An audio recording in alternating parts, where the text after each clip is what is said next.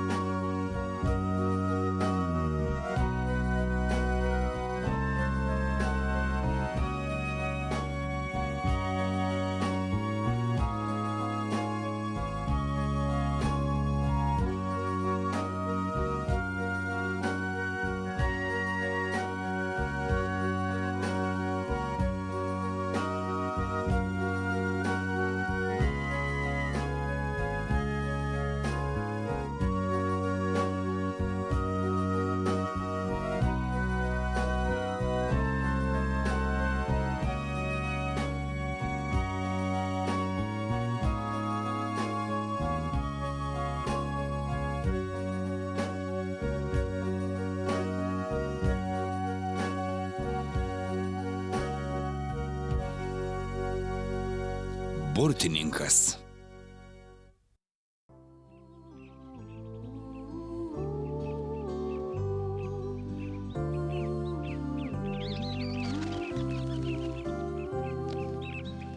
Vaišinkitės.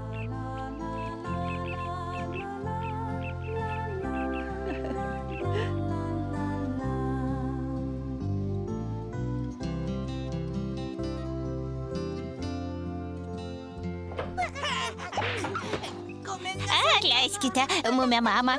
Mes jūsų šiek tiek nepastebėjome. Nieko tokio. Štai jūsų rankinė. Ačiū, Tufslai, jūs kažkur einate? Taip, pasivaikščioti. Tada sėkmės.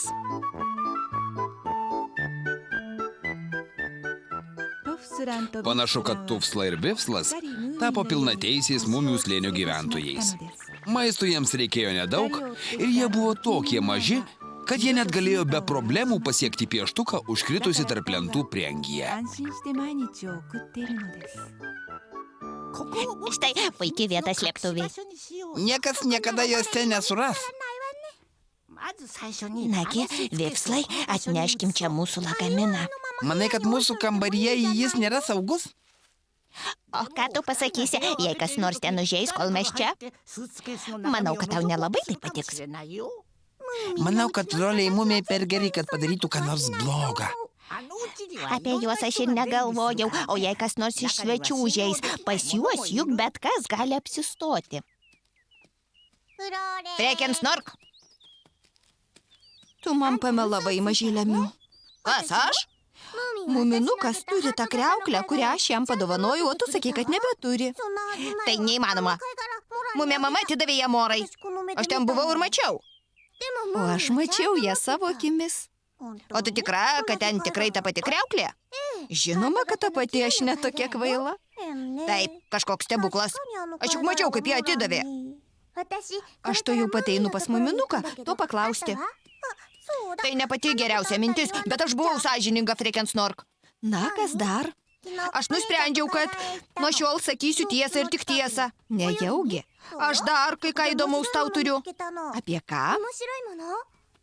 Mes su Miumla vakar buvom paplūdimyje. Tu prisimeni visus tuos daiktus išmestus audros ant kranto? Tu apie Hatifnatų salą? Taip.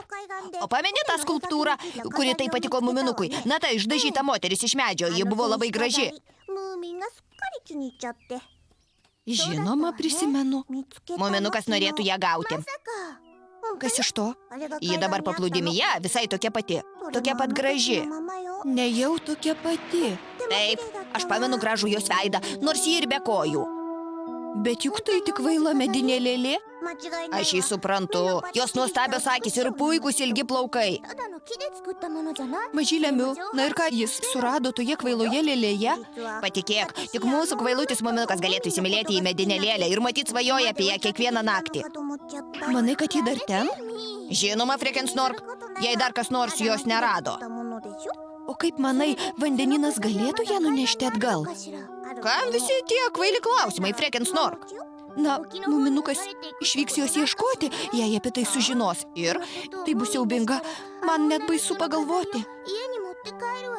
Kaip graudu. Jis parsineš ją namo, pasistatys savo kambaryje.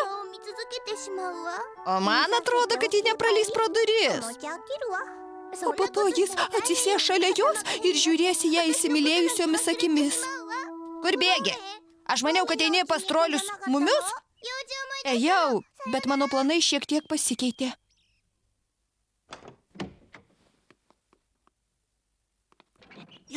Nešam, nieko nėra.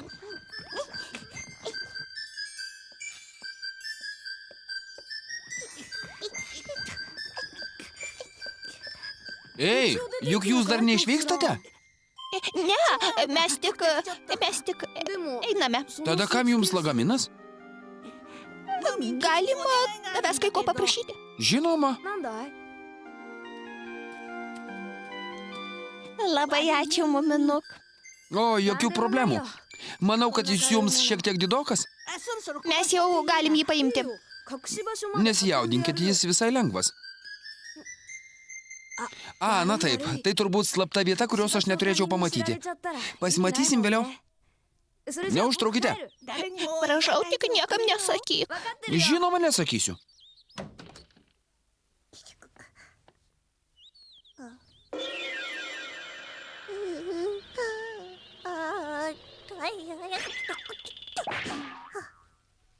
Ei, ką ten darai, mažylė Miu?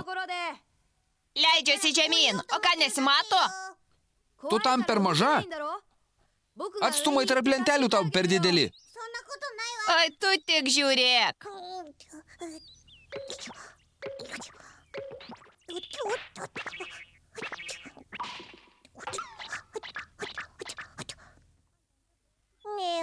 Muminauk, turiu problemą.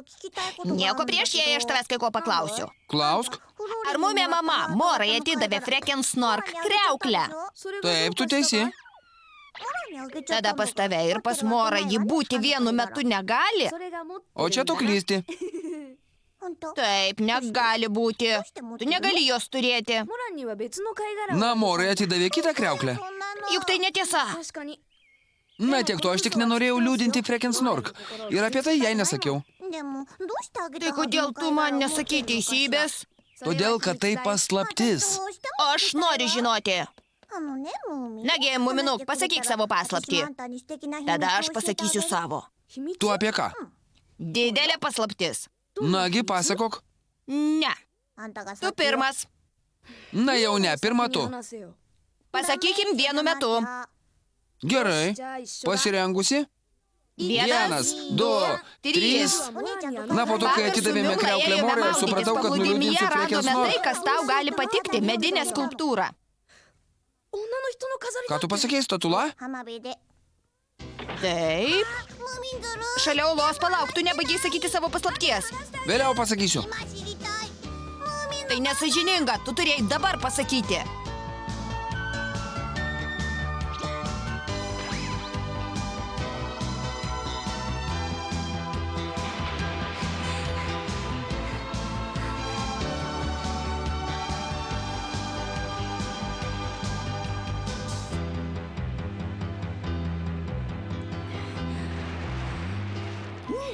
Kaip manai, ką daro muminukas? Nežinau, gal vėl kriauklių ieško. Nemanau, jis kažkoks susirūpinęs. Gal jis kažką svarbaus pametė?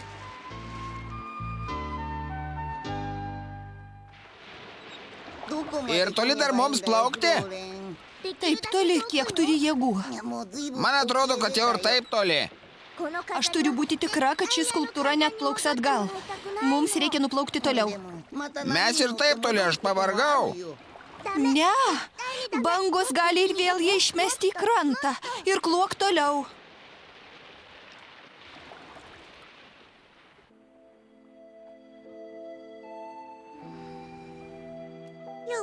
Jis labai nusiminęs. Mes turim jį pralinksminti. Bet kaip? Yra tik vienas būdas. Tu teisi, Tofsla.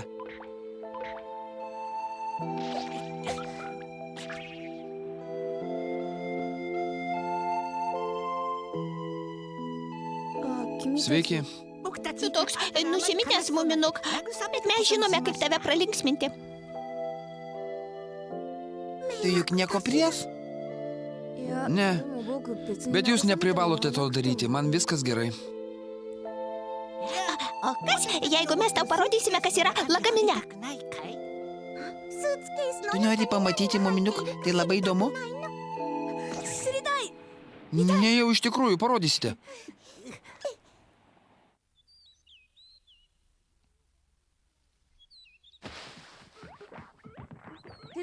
Gal jums padėti? Ačiū, bet mes patys susitvarkysime.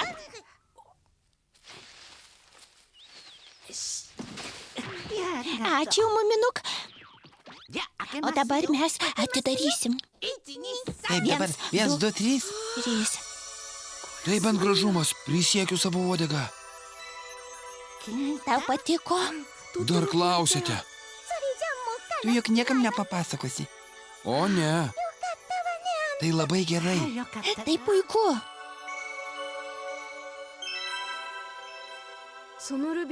Tai buvo toks gražus rubinas, kaip jis keitė spalvas nuo šviesiai raudonos iki mėlynos, o po to darėsi rožinis, o kartais atrodė, kad iš vidaus veržėsi liepsnos liežuviai. Po to jis pasidarė tartum raudona tulpė. Galbūt tai karališkasis rubinas? Jis buvo nuostabus. Būtent jo ieško burtininkas. O ne. Kaip toli jis bebūtų, vis tiek sugrįž ant juodos panteros ir tikrai jį suras, nes žino, kad jis dabar pas Tufslą ir Vipslą. Iš pradžių Mora, dabar burtininkas, ką mums daryti? Maždaug po savaitės, tarytum perkūnas iš giedro dangaus, mumių slėnyje įvyko tikra katastrofa.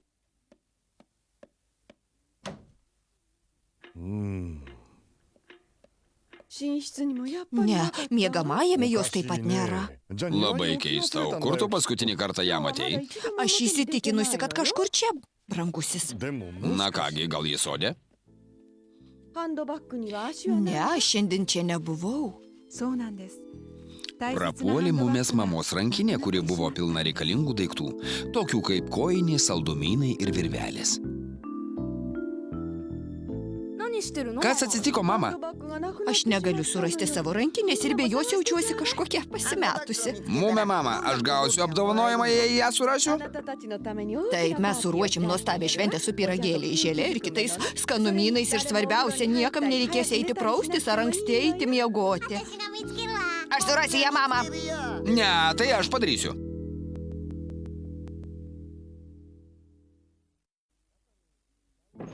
Mume, mama, aš patikrinau Rusijos čia nėra? Kurgi ji galėtų būti? Bet aš šiandien nebuvau Rusija, taip kad vargu ar ji ten bus. Bet vis tiek labai ačiū, Snorkai.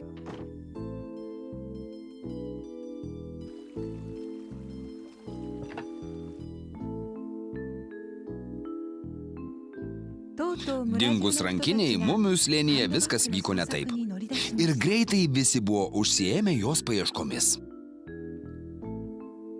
Kas čia darosi?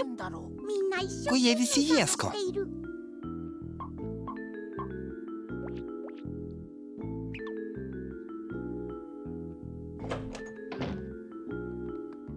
O ko visi ieško?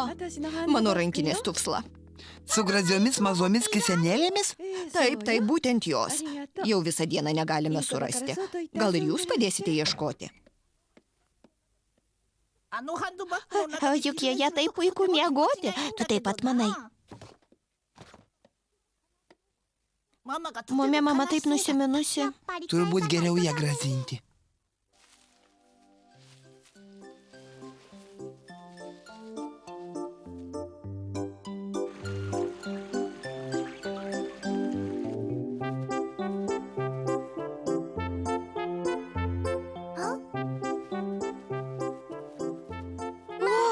Jūs ją suradote? Pažiūrėkit, Tufsla ir Vipslas ją surado.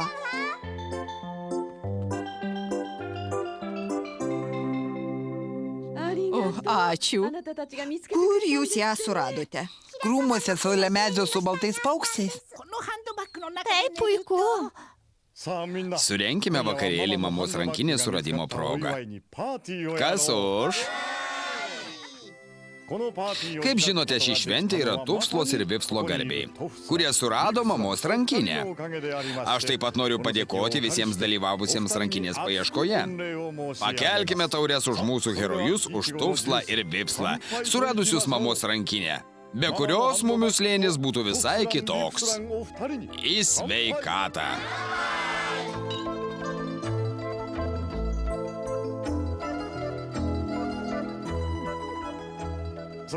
O dabar muminukas pasakys kelis žodžius. Mes visi labai džiaugiamės, kad mamos rankinė vėl pas ją. Ir labai dėkoju mūsų draugams iš šiaurės, Tufslai ir Vifslui.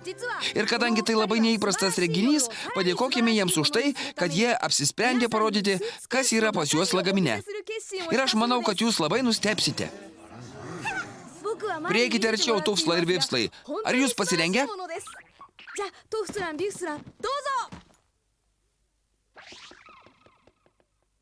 Jūs pasirengę?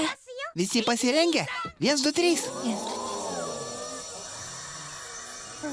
O koks nuostabus. Ir kaip Mora galėjo jį iškeisti į kažkokią kriauklę? O, tai turbūt karališkasis rubinas.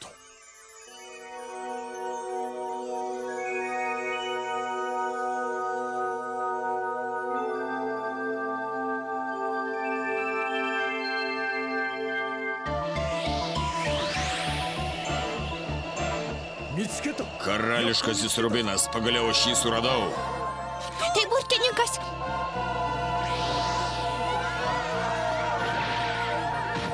Nejau tai jis. Aš jau nesitikėjau jo surasti. Neliesk, jis mūsų. Excellent, bjaurus burtininkė. Bet karališkasis rubinas priklauso tik tai man. O štai ir ne. Mora atidavė jį Tufslai ir Vifslui. Sąžiningai iškeitė į širdelės formos kriauklę. Jis pasakė širdelės formos kriauklę? Atrodo, kad taip. Kaip ten bebūtų, aš tai mačiau savo akimis. Taip, kad dabar jis priklauso jiems, o ne tau.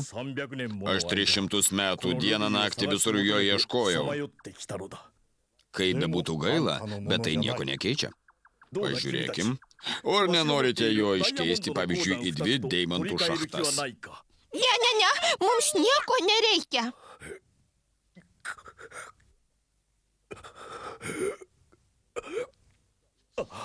Ne, aš negaliu to padaryti. Aš negaliu jėga jo paimti. Tai tęsiasi taip ilgai. Ir ką aš dabar galiu padaryti?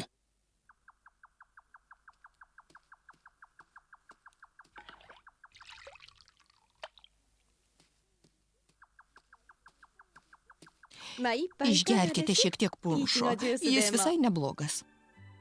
Jūs labai gera mumė, mama. Aš jau 85 metus jo negėriau.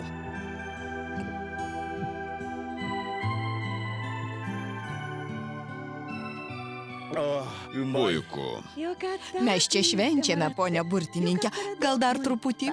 Ne, ačiū. Burtininkai daug negeria. Taip, čia pas jūs puikiai kompanija, puikiai šventė. Aš jums padovanosiu daug stebuklų. Padovanosiu 3 dovanas. Aš išpildysiu 3 norus. 3 iš jūsų galite sugalvoti bet kokį norą. Nereikia bijoti. Ponas Hemulis, atrodo, jūs neišsigandote mano pasiūlymo. Leiskite pagalvoti. Žinau, burtininkė. Aš sulaužiau mumio tėčio kastuvą. Nereikia, Hemuli, sugalvokite savo norą. Jei jūs nieko prieš, aš norėčiau naujo kastuvo. Prašau, štai jis. O, ačiū. Labai ačiū, burtininkė. Štai mumio tėti. Gerai, kas kitas? Atleiskit. Taip, ką aš galiu padaryti jaunajai paneliai? Mano noras šiek tiek sudėtingesnis. Man? Tu tikrai šito nori? Prašau. Gerai, tada užsimerk. Jūsų noras išpildytas, jaunoji panelė. Freken Snork. Freken Snork. Aš tik paprašiau tokių akių, kaip tos statulos. Tu sakei, kad jos tokios gražios, muminuk, dabar aš graži? Taip, taip. Prašau, duokit kas nors veidrodį. Atrodo simpatiškai.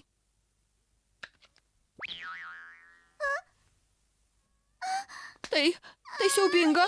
Siaubinga. Prašau, burtininkė, sugrąžinkite mano akis. Gaila, bet aš galiu išpildyti vienam tik vieną norą.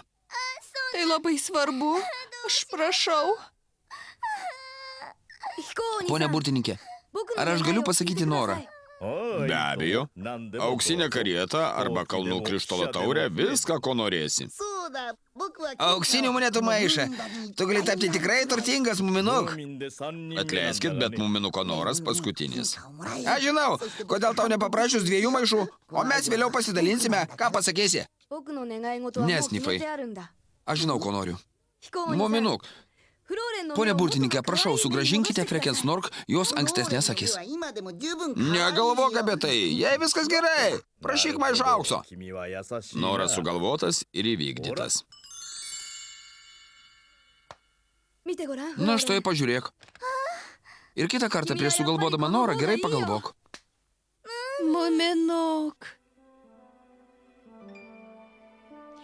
Burtininkė, Taip, Tufsla.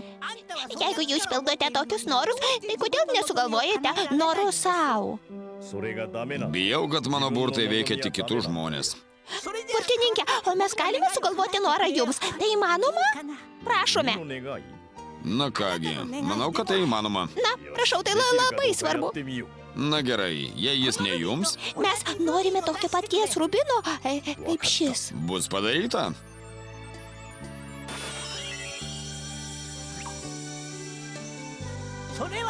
Tai jums, burtininkė. O, ačiū.